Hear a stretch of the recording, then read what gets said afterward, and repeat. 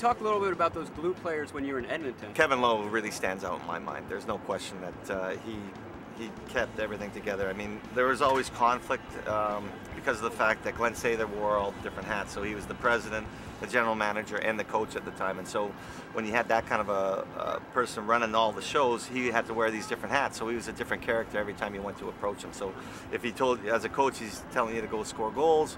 As a general manager, he's telling you to you're not worth the money. And as a president, he goes, well, we can trade you at any time you want. You don't need part of that. And Kevin always kept the team together by saying, okay, that's his job, so you focus on what you got to do in the dressing room on a regular basis. So Gretzky was big on that, Paul Coffey was big, Yari Curry, Mark Messier. I mean, we had a pretty good lineup with guys like that. And I think our best team that we ever had, that I ever played on besides the World Championship teams or the All-Star games, the team in Edmonton in '88 was a special team. We were solid defensively. Do you think if the NHL had been able to play in the Olympics longer, which would have had more weight, that cup or that gold medal? Well, the trend of thinking is when you're playing in Europe, that's what they're brought up.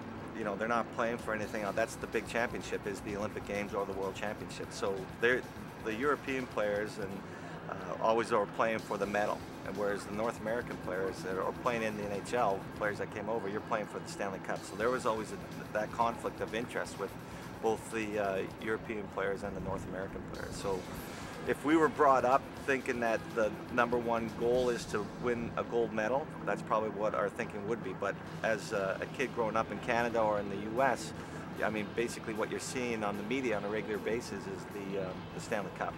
Say in 1980 someone said you're going to be inducted in the Hall of Fame and the guy standing next to you is going to be Igor Larionov. What would you have said?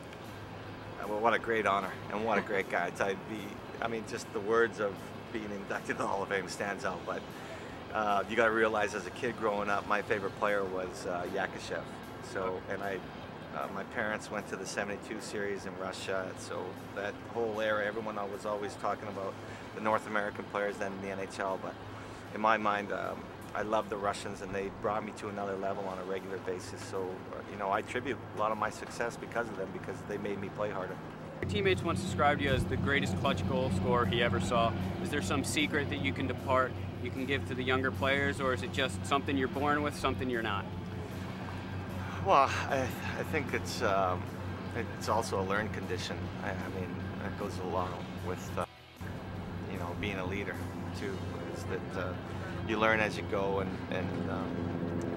you've got to have it inside you, a burning desire. What do you think made your game work so well with that mix of guys? I think what we learned from the '80 Olympics was the fact on how the Russians played, and we played that type of a style where we regrouped and then went ahead in the ice. And so we kind of changed the format of what the NHL was in the '70s, and then the '80s we kind of took it over as far as the skating ability, and we had probably the fastest team in the league by far, and very talented team on top of it. Right now, I mean, you're going to be able to go to the Hall of Fame, Richard, Howe, Gretzky, Messier, all these guys, and your name's right there. Yeah, I'm wondering what kind of photo they're going to use for the picture that they hang on the wall. I wonder if they'll put me with a mustache or not, so it'll be interesting to see what. But it's special, and it's something that will live forever after I'm passed on. So.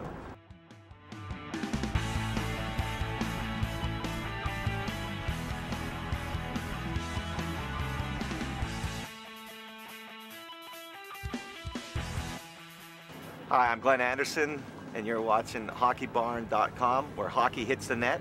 Have an ice day and score your goals. Let's do that again.